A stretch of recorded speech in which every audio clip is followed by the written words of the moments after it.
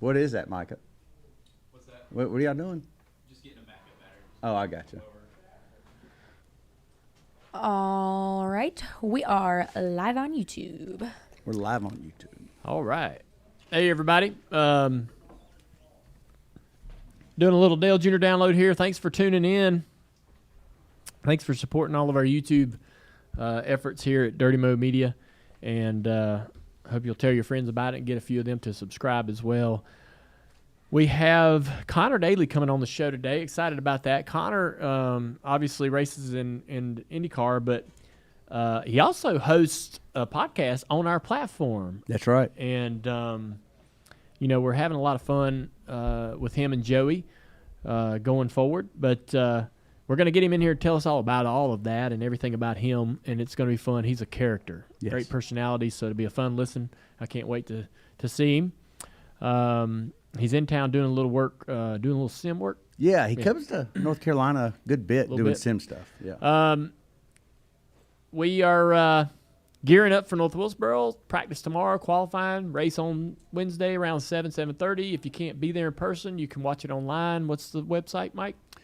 RacingAmerica.tv. There you go, RacingAmerica.tv. You can buy the stream. It should be reasonable. Anyways, let's get started. Got some questions. Think I just put 2 and 2 together of why we're recording today and not tomorrow. There you go. Yeah. Thanks. Welcome to the lead lap, Hannah. I was like, oh. Welcome to the lead lap. Oh, okay.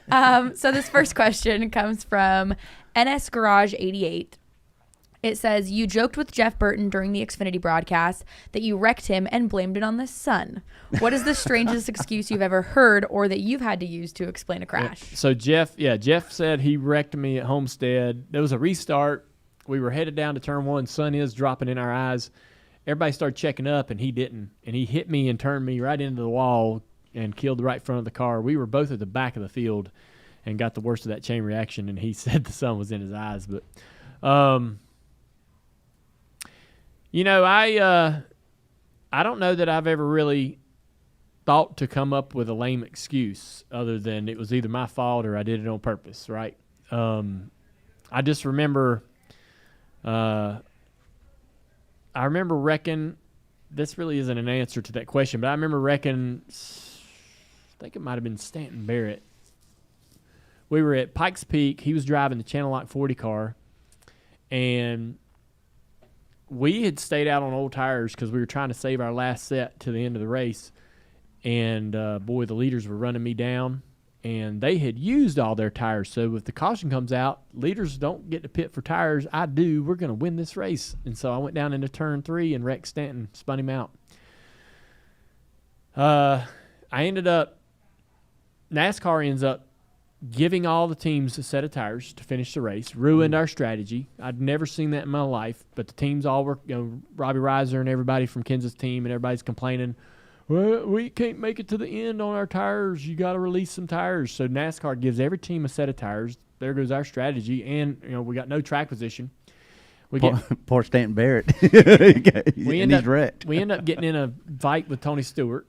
Oh, that was that race? That is that race. Yeah. So we get called to the NASCAR hauler for Tony Stewart and his crew chief, right? And so me and Tony Sr. are there. I get there early, and I'm standing there's a door on the side of the hauler. I walked up in the back all the way toward the lounge up in the front, but there's a little door right there, and I'm just standing, doors open.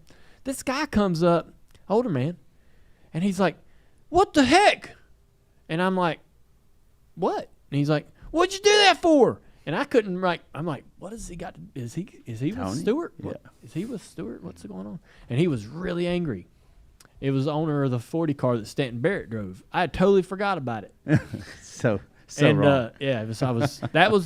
I purposely wrecked someone. I can count on, one hand how many times I did it. I didn't do it often. I mean, a lot of people did it a lot, but that one day, that was a full-on, I'm going to go down in this corner and wreck this guy, and it's a dirty feeling. Yeah. When it happens and you do it, you're like, man, that ain't good. I didn't like doing that. And I've never forgot it, obviously. Does anybody Me and Stanton became pals. Yeah, I was going to say, do you know where is Stanton Barrett these days? He ran a race a couple weeks ago. Yeah, he ran. Yeah, it was Road America or something. He showed up. Oh, really? Yeah. he's a good guy, man. He used to race in the Xfinity Series a little more regularly, and but anyways, I had huge respect for him because of his dad. Stan Barrett used to race he was the original driver of the Skull Bandit car, number 22. Then they hired Harry to drive the 33. And then they got rid of Stan because he wasn't really that great. He was just a stuntman. And so Stanton's a stuntman too. That's cool. Yeah, it's a great story. That was its thing. And Stanton is a freaking solid guy, man. Just super cool. And I talked to him about that. I was like, man, I did that on purpose. I felt like shit for years. He's like, don't worry about it. Oh, that was the end of that. That I was was like, the but end of figured that. it was still going, like how he ended it. Yep, that was it. A lot of people actually bringing this up, which is good because I know we wanted to talk about it. Some news kind of coming out of the Hendrick Motorsports camp being that Greg Ives is coming off of the road, retiring and taking a position, which I do not think has been announced yet within Hendrick internally. What are your thoughts on that? I'm excited for Greg. I think that I got to know Greg in the fantasy football league way before he was my crew chief. He was the engineer on Jimmy's team, and he was part of the fantasy football league in Hendrick. And me and him got in a little bit of a sparring, shit-talking sort of situation, and which was unique because I didn't understand any of his humor. Being from up north, our humor, neither one of us sort of got each other. But and I didn't think we would ever really work together or become friends for that matter. He comes over to Junior Motorsports and has great success with Chase, and I got to know him really well, obviously, during that period of time. And man, he is just he's a good dude. He's soft, sensitive, got a good heart. Believes in what he's doing, stand up for you, go to bat. Never once did, and I mean, being my crew chief is probably one of the least enjoyable positions in NASCAR. Not just in crew chiefing, but in the industry. It is not fun. You get blamed for everything. A lot of the stuff I should be blamed for, you get to blame. Man, he never once turned on me, never shared a bad comment to the team about me, or I never heard him ever lose his patience or lose his cool or composure in that situation. And man, I mean, there were I read it. I mean, they were after him at certain points. And but he was with Jimmy and Chad when they won all those championships. The guy is smart, and I knew that he was the best option for me at the time when we started working together in 2015. Had a lot of fun, won some races, but more importantly, like we became, even what we became friend-wise off the track was even better.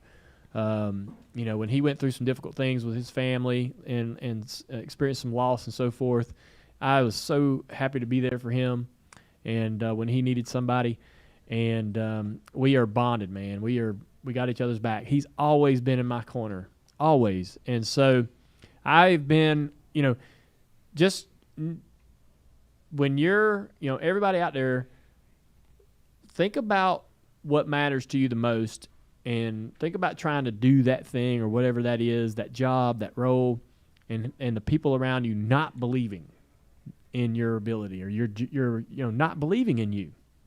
That is no fun. But man, when you find somebody that is like thinks that you can make it happen and believes that you can make it happen, man, you feel so supported, so lifted up.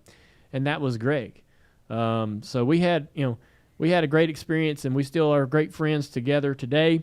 He's a great dad.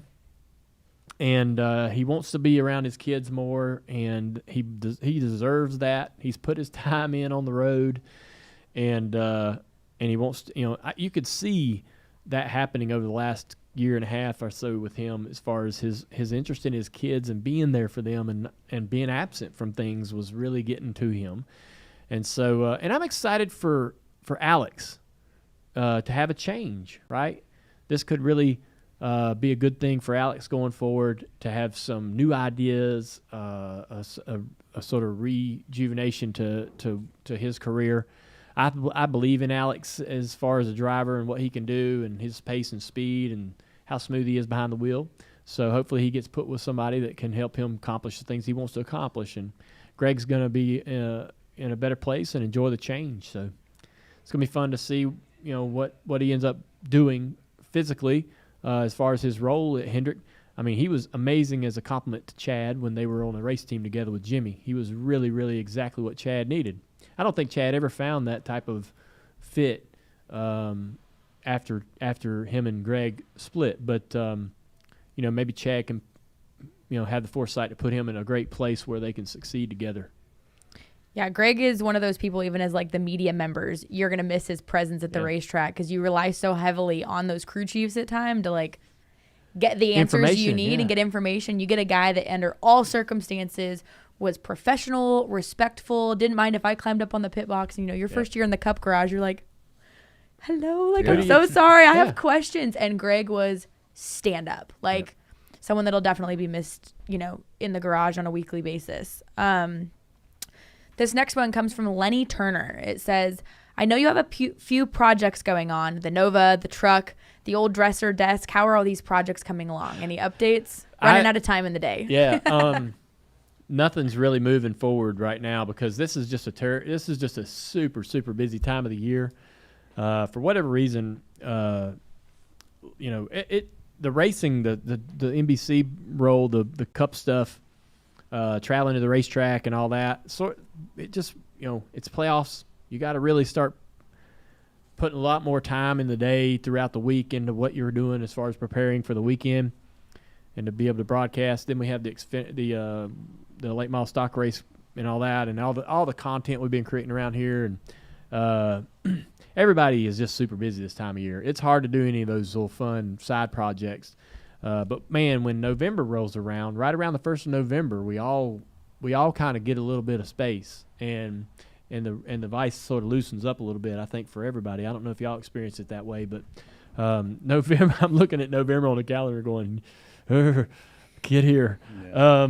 Not wishing my life away, but November's, kind of when things will loosen up a little bit. And I was at home today and walked in the door.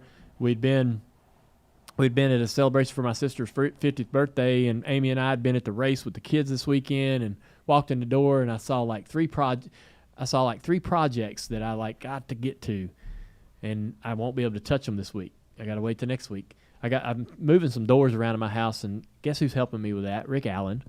A lot of people don't know that Rick Allen's like a master carpenter. Oh, so he's a stud at that. Incredibly good at woodwork.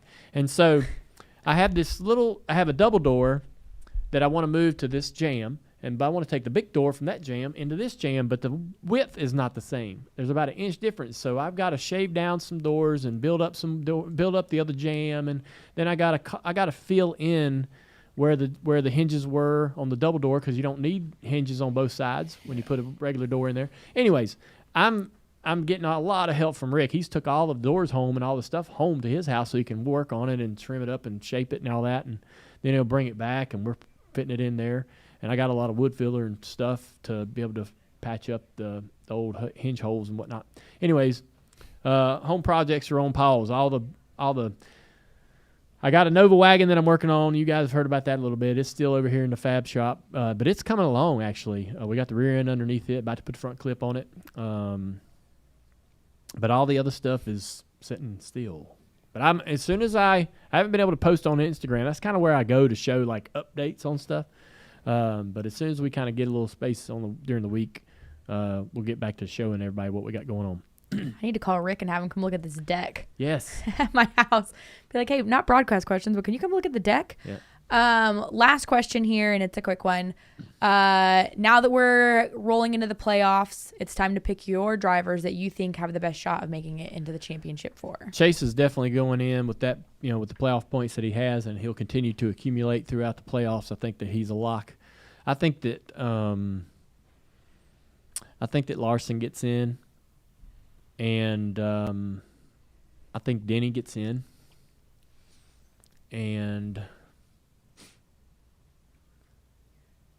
something tells me that maybe it's going to be a surprise on that fourth guy, like a Reddick.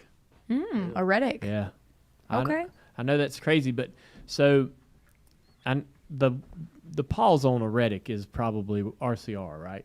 Their history, but look at they've gotten there a few times. Remember, And Reddick's coming into some races here that he's really good at. y'all remember when Newman like runs second at the race at Homestead? I mean, almost won the championship. Yeah.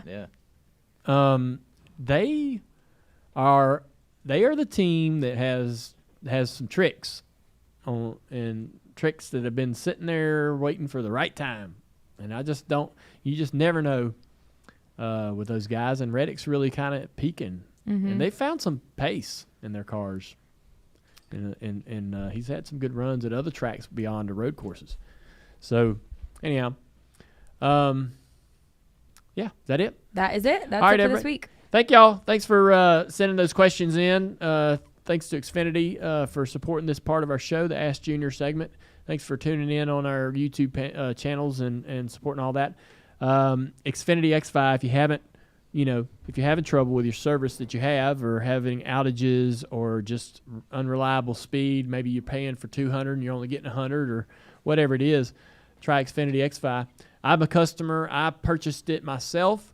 I didn't even call Xfinity and ask for it. I just said, look, man, I'm going to try this out. I've heard about this, and I have it, and I've had it for about 2.5 years now, and I love it. And it's just reliable as can be. I got all kinds of gadgets plugged into my internet, and everything's been wide open. As a father with baby monitors, you know when them things go down because mama comes calling, and we haven't had any problems whatsoever. Stuff is steady as it goes. So Xfinity X5, thanks for everything they do. Keep sending those questions in to Xfinity Racing on Twitter, and we'll see you next week.